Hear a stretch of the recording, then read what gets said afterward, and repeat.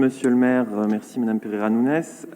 Donc, comme je vous l'ai dit en commission, oui, vous y étiez présente aussi, nous sommes de toute façon très heureux de voir des noms de femmes s'afficher de plus en plus dans nos rues. Ça avait été quelque chose qui avait été lancé assez massivement aussi par la majorité précédente sur la fin du mandat, effectivement, mais je vous avoue des regrets encore sur ce sujet. Premier regret, c'est effectivement, vous nous annonciez il y a un an un plan massif de féminisation des noms de rue. C'était en novembre, conseil du 9 novembre 2020, puis redite dans le plan égalité femmes-hommes en mars dernier. Puis la dernière délibération qui portait sur le nom d'une femme, en tout cas la féminisation du nom de rue de femme, c'était Elena Fournier. Donc 2020, ça fait plus d'un an sans qu'une femme ne trouve sa place pour désigner une de nos artères. 8 conseils municipaux.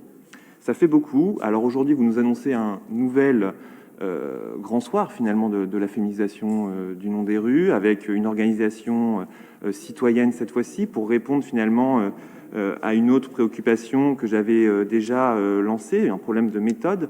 Monsieur le maire, vous m'aviez alors... ne tombez pas, monsieur Gilles.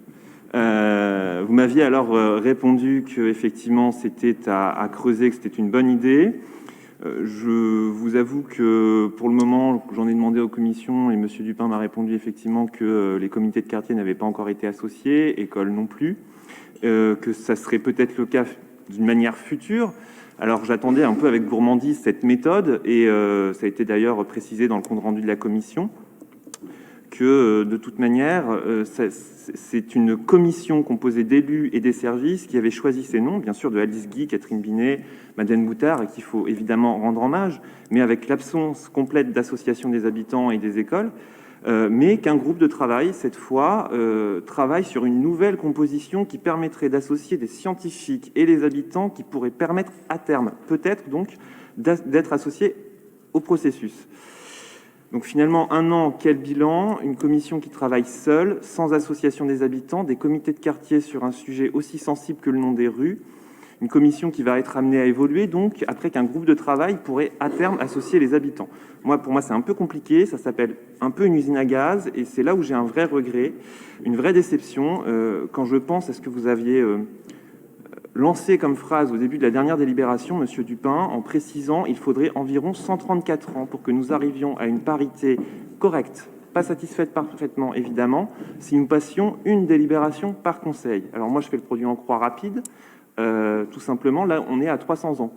Alors vraiment, je vous encourage à accélérer le rythme sur ce point-là, mais certes, je vous ai relu ce matin Madame Pereira-Nunes dans France Bleu, je crois, c'était dans France Bleu, où vous précisiez qu'il fallait faire un travail de recherche sur la personne, ça j'en conviens, quand c'est un personnage local. D'ailleurs, vous avez Caroline Aigle, qui est la première pilote de chasse qui a reçu son macaron à Tours, qui pourrait faire l'objet par la suite d'un nom de rue très intéressant, mais il y a d'autres personnages nationaux qui ont un travail de recherche un petit peu moins fourni, comme Joséphine Baker, par exemple, à Tours. Ça serait dans l'actualité, ça pourrait tout à fait s'envisager, et là, ça pourrait aller beaucoup plus rapidement.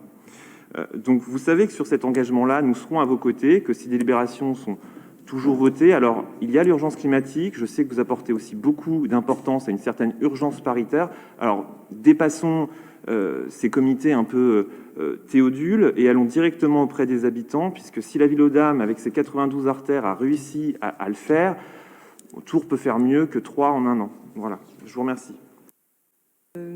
Je suis ravie de voir autant de noms émerger directement, donc je vous inviterai bien sûr à les proposer lors de la concertation.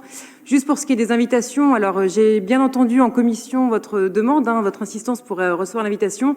J'ai pris le soin avant ce conseil municipal d'aller me renseigner auprès des services. Je l'ai fait la semaine dernière et je l'ai refait aujourd'hui pour être sûr. 269 personnes ont été invitées par les relations publiques à cette inauguration. Monsieur Droineau du département était bien présent, donc si lui a reçu l'invitation, je pense que vous l'avez reçu. Donc en tout cas, l'invitation a été lancée. Après, ça ne dépend pas de mon vouloir, mais en tout cas, elle a été lancée. On a pris le soin de le vérifier, donc je vous invite à faire ménage à vos boîtes mail. Pour ce qui est des rues, alors je suis d'accord. Moi aussi, j'aimerais que ça puisse aller plus vite. Bien sûr, ça fait partie de mon engagement premier. Comme vous le savez, il y a le temps administratif et le temps de la concertation. Comme vous le savez, parfois, il faut très vite baptiser de nouvelles rues, très très rapidement, et on n'a pas le temps de bâcler une concertation. Elle doit se faire et de se faire bien. Vous parliez de méthode, c'est effectivement le but, que nous ayons la bonne méthode pour que cette concertation citoyenne aboutisse, et pas juste que ce soit un globi-boulga de propositions qui émergeraient de part et d'autre. Le but, c'est justement de cibler, qu'il s'agisse des jeunes, des personnes aussi intergénérationnelles, qu'il s'agisse de différents quartiers, qu'il s'agisse de tous les citoyens et citoyennes qu'on peut mobiliser justement pour participer, pour les trouver là où ils sont et là où ils auront envie de s'exprimer et de faire des propositions. Et nous cherchons justement la meilleure méthode pour avoir un jury composé de différentes parties pour pouvoir trancher, avec une action de plaidoyer pour aussi pouvoir défendre et pour que, comme vous le disiez, pour qu'elles soient connues, ces personnes, on puisse en parler plus souvent, plus régulièrement et de façon plus publique. C'est tout le but de la démarche, c'est de les faire connaître. Donc je suis tout à fait d'accord avec vous sur le fait qu'il faut ouvrir. C'est notre intention et bien sûr, vous serez bien entendu invités. Ça, ce n'est absolument pas le problème. Voilà. Donc, je vous invite à faire preuve de bonne foi. Je vous en remercierai. Et pour ce qui est du tram, effectivement, ça fait partie des propositions. Au moment où les lignes sortiront, peut-être éventuellement, de proposer des noms de femmes. C'était un engagement de campagne et ce sera l'engagement de notre mandat. Merci. Pour le tram, on compte sur vous qui êtes dans l'exécutif pour faire avancer ces idées-là. Monsieur Brutino, vous n'avez pas été invité, c'est ça? Bon, on va regarder, on est en train de vérifier, mais... Non, mais même moi, j'y étais pas. Merci. Merci, monsieur le maire. Bah si, monsieur Dorano était là, alors. Merci, monsieur le maire. Mais rapidement, effectivement, donc sur les invitations, je vous assure, et là, je vous garantis, madame Pereira, que je suis de bonne foi. Je peux même vous montrer ma boîte mail. Il n'y a pas de problème que je consulte tous les jours, voire toutes les minutes, par obligation professionnelle. Même la boîte mail municipale accessoirement, oui, on n'a rien dessus. Voilà. Donc maintenant, sur ce que vous avez précisé, sur le rythme, j'entends le travail de recherche, c'est même essentiel. Mais derrière ça, ça n'empêche que sur le mandat précédent, le rythme était nécessaire aussi. Vous aviez quasiment une délibération par conseil municipal qui a avancé sur ce rythme. Je pense que vous en êtes capable, je pense que vous en avez l'envie. Je dis juste que peut mieux faire, comme dit Olivier Le Breton, mais au-delà de ça, les comités de concertation, il va falloir aussi passer la vitesse supérieure. Vous avez déjà des instances qui fonctionnent aujourd'hui pour ça, qui sont les comités de quartier. Vous pouvez passer par les écoles et vous pouvez aussi passer par quelque chose de nouveau que vous voulez construire, mais vous avez déjà des outils en main. Vous pouvez les utiliser, passer la seconde. Merci. Bon, on me confirme que vous